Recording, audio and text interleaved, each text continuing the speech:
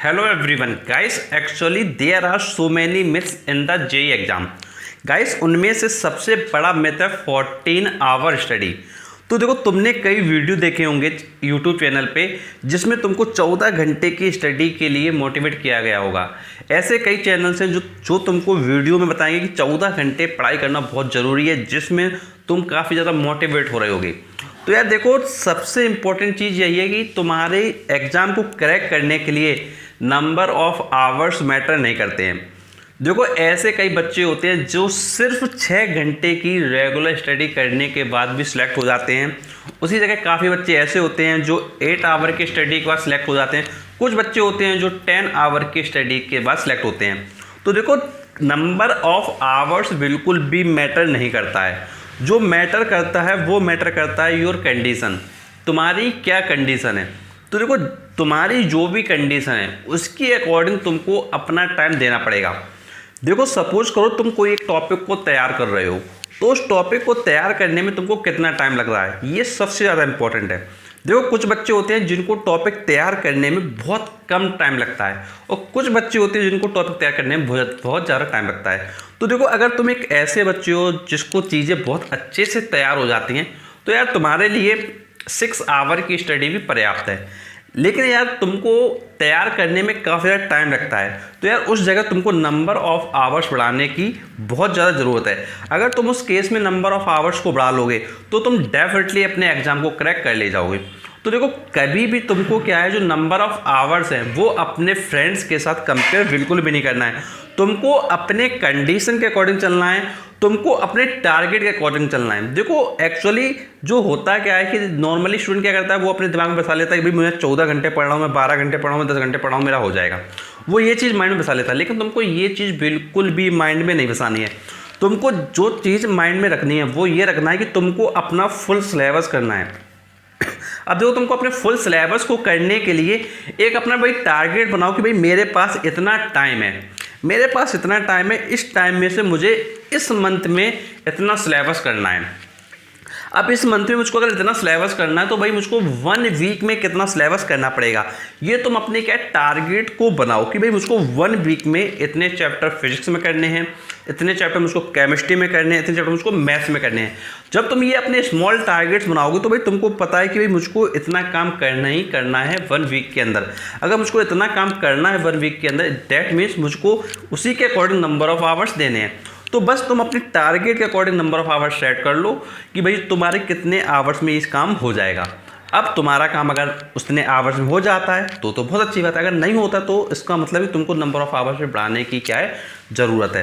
तो इसलिए तुमको फोकस करना है सिर्फ एक चीज़ पर, वो है तुम्हारा सिलेबस. कि भाई तुमको सिलेबस पूरा करने में कितना टाइम लगेगा, ये चीज़ तुम डिसाइड कर लो. तो भाई सिलेबस को तुम अपना पूरा डिवाइड कर लो अपने मंथ्स में. मंथ्स का तुमको उसको वीक में डिवाइड कर लो कि भाई 1 वीक में तुमको कितना करना पड़ेगा, और उस 1 वीक में जितना तुमको करना उसके अकॉर्डिंग तुम नंबर ऑफ़ आवर्स देना क्या करो, स्टार्ट करो. उस केस में तुम्हारे जो प्रोग्रेस होगी वो काफ़ी ज़्यादा पॉजिटिव साइड में आएगी और तुम्हारा रिजल्ट क्या है, इम्प्रूव होता जाएगा. और देखो, ये अपने माइंड से बिल्कुल निकाल दो कि भाई 14 घंटे ही पढ़ना पड़ेगा. यार ऐसा कुछ भी ज़रूरी नहीं है. कुछ जगह तो यार मैंने ऐसे ऐसे वीडियो देखे हैं जो रहते हैं जिनमें बोला जाता है कि भाई 18 घंटे पढ़ो. अरे यार, जब तुम 18 घंटे पढ़ोगे तो सोओगे कब भाई? 24 घंटे तो ज़िंदगी में होते हैं तुम्हारे पास एक दिन में. अब 24 घंटे में तुम अगर 18 घंटे पढ़ो तो सोओगे कब? तो यार देखो, बहुत चीज़ें होती हैं भाई. तुमको सोना भी होता है 6 से 7 घंटे, तुमको अपना खाना वगैरह भी खाना होता है, तुमको कोचिंग वगैरह भी जाना होता है. तो यार ये सब करने के बाद यार 14 घंटे की प्रिपरेशन करना मुझे लगता है यार बहुत ज़्यादा टफ है. तो यार अगर एक बच्चा अगर रेगुलर बेसिस पर अगर 6 से 8 घंटे भी पढ़ रहा है तो यार उसके सिलेक्शन के चांसेस बहुत ज़्यादा हैं. यार देखो, मैंने ऐसे भी बच्चे देखे हुए हैं जो सिर्फ 4 घंटे पढ़ते हैं, 3-4 घंटे का केवल समय देते हैं, लेकिन वो रेगुलर रहते हैं और रेगुलर के बाद उनका क्या सिलेक्शन हो जाता है. तो यार देखो, इम्पॉर्टेंट सबसे यही है कि भाई तुम अपने टारगेट्स के अकॉर्डिंग चलो कि भाई तुमको 1 मंथ में इतना सिलेबस कंप्लीट करना है. और अगर उस टारगेट के अकॉर्डिंग चलोगे तो तुम डेफिनेटली अच्छा रिजल्ट लेके आ पाओगे. और देखो, एक चीज़ ये भी ध्यान रखो कि भाई सेटिंग कैपेसिटी को ज़रूर बनाओ. देखो, सेटिंग कैपेसिटी का मतलब है कि जैसे सपोज करो तुमने सोचा कि भाई मैं अभी पढ़ने के लिए बैठता हूँ, तो देखो तुम पढ़ने के लिए जब बैठ रहे हो तो तुम अपना डिसाइड करो भाई मुझको जो है 2 घंटे के लिए बैठना है. देखो जब तुम कॉन्टिन्यूसली 2 घंटे के लिए बैठोगे तो क्या होगा कि तुम्हारी थोड़ी सिटिंग कैपेसिटी बनेगी, प्लस तुम्हारे अंदर जो भी क्वेश्चंस करने की जो प्रैक्टिस या कह सकते हैं आदत जो होती है वो बनना स्टार्ट हो जाएगी। भाई तुम नंबर ऑफ ज़्यादा क्वेश्चंस को क्या है करना सीखोगे एक पर्टिकुलर टाइम में। तो देखो जब तुम 2 घंटे के लिए बैठोगे तो भाई तुम्हारे ऊपर भी थोड़ा तुमको बर्डन लगेगा कि भाई मुझे 2 घंटे पढ़ना है और मुझको क्या उसको देना है। तो इससे तुम्हारे अंदर थोड़ी कैपेसिटी बिल्डअप होगी कि भाई जब तुम एग्ज़ाम में जाओगे अपना एग्ज़ाम देने तो वहाँ पर तुमको कोई भी प्रॉब्लम नहीं होगी, बिकॉज तुम्हारी जो सिटिंग कैपेसिटी है वो ऑलरेडी बन चुकी होगी। अब तो कई बार क्या होता है कि भाई जब हम पढ़ने के लिए बैठते हैं, जब पढ़ने के लिए बैठते हैं तो यार चीज़ें हमको समझ में नहीं आ रही होती हैं। जब देखो तुमको चीज़ें समझ में नहीं आ रही होती हैं तो एक सबसे बड़ी प्रॉब्लम निकल के आती है। वो प्रॉब्लम निकल के आती है कि भाई हम पढ़ने के लिए तो बैठे थे अपने मन से, लेकिन उस जगह फिर हमको वो जगह क्या छोड़नी पड़ती है। हमको भाई कई बार होता है कि भाई हम लोग क्या कुछ खाने वगैरह लग जाते हैं, या फिर कई बार होता है कि भाई हम थोड़ा कहीं घूमने निकल गए या किसी से बात करने में लग गए या मोबाइल चलाने लग गए। तो यार ऐसी चीज़ें होती हैं। तो यार देखो जब कोई भी चीज़ समझ में अगर नहीं आ रही है, अगर तुमको कोई भी चीज़ समझ में नहीं आ रही है तो यार उस चीज़ को या तो थोड़ा पोलाइटली थोड़ा टाइम दो, ऐसे टाइम पर टाइम दो जो तुम्हारा फ्रेश टाइम हो। जैसे कई बार क्या होता है कि बच्चे मॉर्निंग में पढ़ते हैं, तो मॉर्निंग का जो टाइम होता है उसमें क्या है नॉर्मली लोग क्या है बिल्कुल नॉर्मल माइंड में होते हैं, तो उस समय क्या है वो चीज़ें क्या थोड़ा अच्छे से तुम्हारे माइंड में आ जाती हैं। मतलब जो टॉपिक्स टफ होते हैं, जो चीज़ें समझ में नहीं आती हैं, तो वो चीज़ें हमारे माइंड का जल्दी स्टिक हो जाती हैं। और देखो जो चीज़ें हमारे क्या है थोड़ा हमको लगता है कि भाई टाइम अच्छे से हो जाएगी, मतलब कम टाइम में भी हो जाएगी या हम उसको बहुत जल्दी से कर पाएंगे, तो यार वो चीज़ें तुम किसी भी टाइम पे पढ़ो।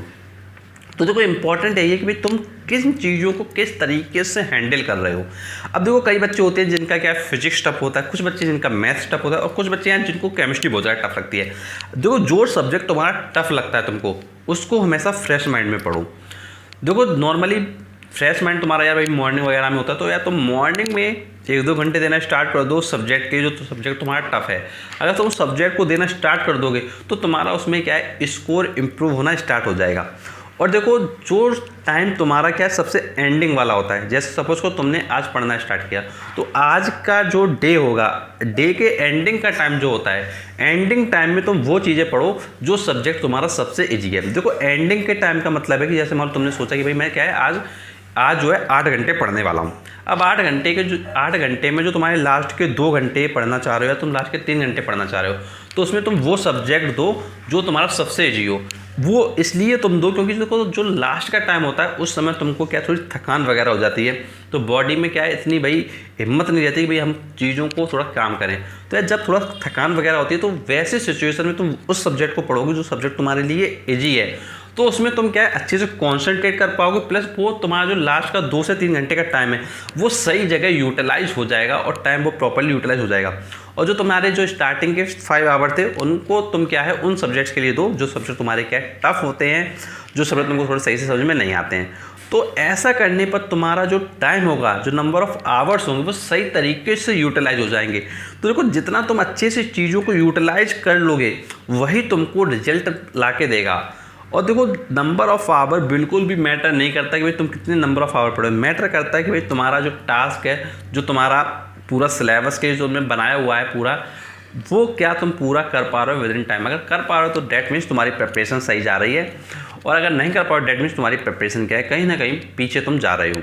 और अगर तुमको यार कोई भी डाउट है, कुछ तुम पूछना चाहते हो तो यार नीचे कमेंट बॉक्स में कमेंट करके पूछ सकते हो। और यार वीडियो देखने के लिए तुम चैनल को भी सब्सक्राइब करो, नोटिफिकेशन मिल दबाओ, क्योंकि तुम्हारे लिए मैं और भी ऐसे वीडियो लाता रहूँगा। Thanks for watching our video.